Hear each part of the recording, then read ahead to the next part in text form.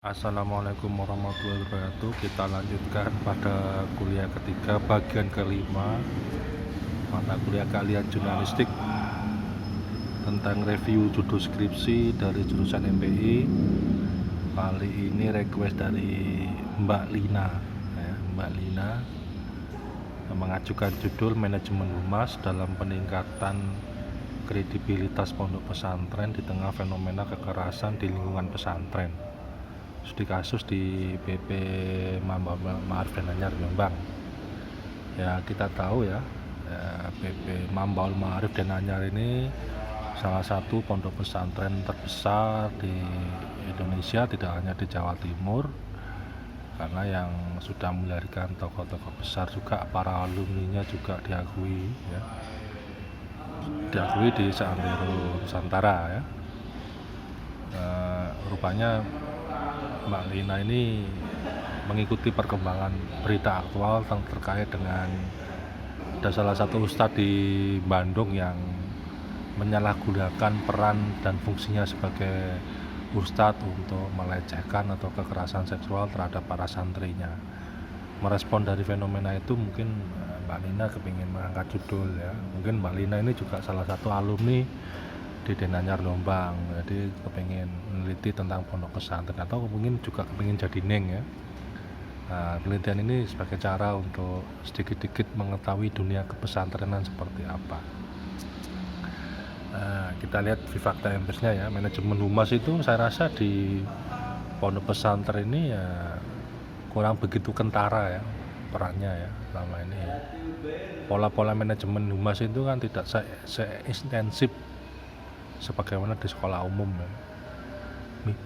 Mungkin dia akan melebur dengan fungsi manajemen yang lain ya, terintegrasi dengan manajemen yang lain, istilahnya itu dirangkep oleh peran yang lain. Dan kalau di sekolah atau madrasah itu ada waka kesiswaan, ada waka kehumasan. Saya nggak begitu familiar ya perannya ya di pondok pesantren.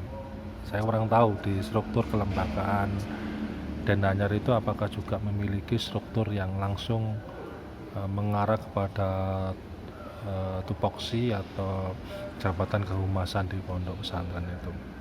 Ini terkait dengan visibilitasnya. Jangan-jangan tidak ada manajemen humas di Denanyar ya. Nah, fenomena kekerasan seksual ini jangan jadi judul, tapi jadi latar belakang penelitian. Kalau saya mengatakan ke judul ya karena yang dominan di pondok pesantren adalah kiainya ya, maka ya kalau saya ya ini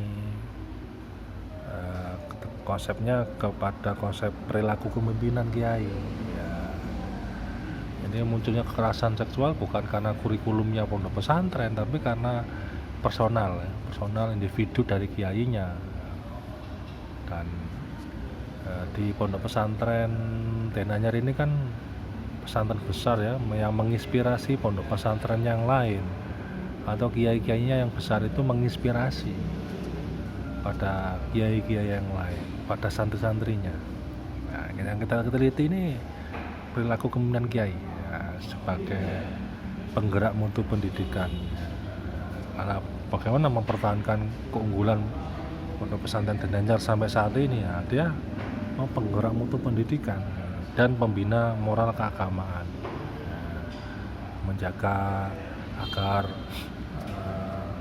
pondok pesantrennya tidak terkontaminasi dengan nilai-nilai yang merusak agama, kekerasan seksual, korupsi dan sebagainya. Ini sebagai pembina moral keagamaan.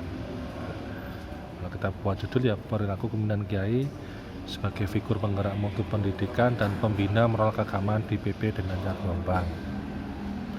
Atau kalau memang ingin meneliti strategi kelembagaannya ya ini strategi pondok pesantren dalam pencegahan kekerasan seksual dan penguatan nilai-nilai kesantrian di PP Denanyar Jombang.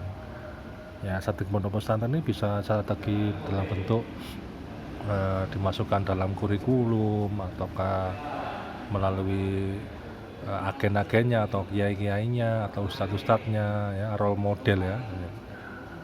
dan menjadi budaya yang melekat di setiap kegiatan yang berlangsung dan sebagainya. Ini kita sebut dengan strategi pondok pesantren dalam pencegahan kekerasan seksual dan penguatan nilai kesantren di PP dan Jombang.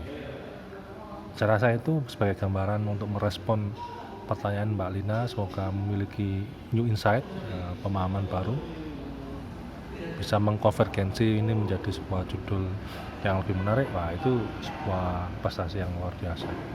Saya kira itu. Assalamualaikum warahmatullahi wabarakatuh.